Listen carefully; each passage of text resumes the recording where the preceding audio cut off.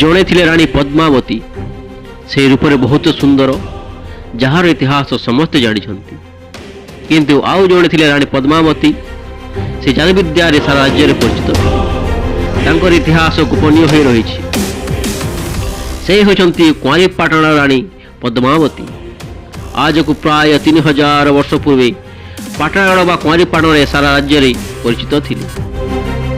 से रानी हो सुधा जादू विद्या बहुत आग्रह थिला। से माँ काउरी कामचंडी को साधना करी लघिमा विद्या व जलस्तंभन विद्या प्राप्त करथिले।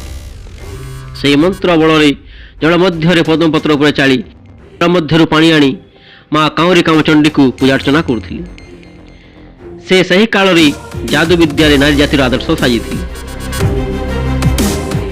आपण माने जानिथिबे महाभारत रे दुर्योधन युद्ध शेष भीमक डर जल भितर जलस्तंभन कर लुचि थिले। से सही विद्या लघिमा विद्या बल स्तंभन कर पारिथिले। विद्या रानी पद्मावती मध्य मंत्र सिद्धि बल जल को स्तंभन कर जल पर चली पारुथिले। से थिले सिद्धि चारिणी रमणी। तांकर स्वामी मध्य उच्च कोटीर साधक थिले। से साधना बल संजीवनी विद्या प्राप्त करथिले।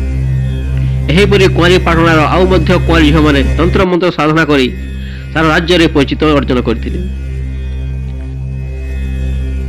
तांकर इतिहास चिरकाल पर स्मृति हो रही सेथिपाई तो कहा जाए पाटणगढ़ को कुआरीपाटणा। कुआरीपाटणार रहस्य किंवदंती बहुत रहस्यमय। एठारे काल काल तंत्र विद्या चली आसी। कुआरीपाटणा को लोक मैंने बहुत भय करथिले। एठाकार तंत्र मंत्र साधना बहुत उच्च कोटीर थिला।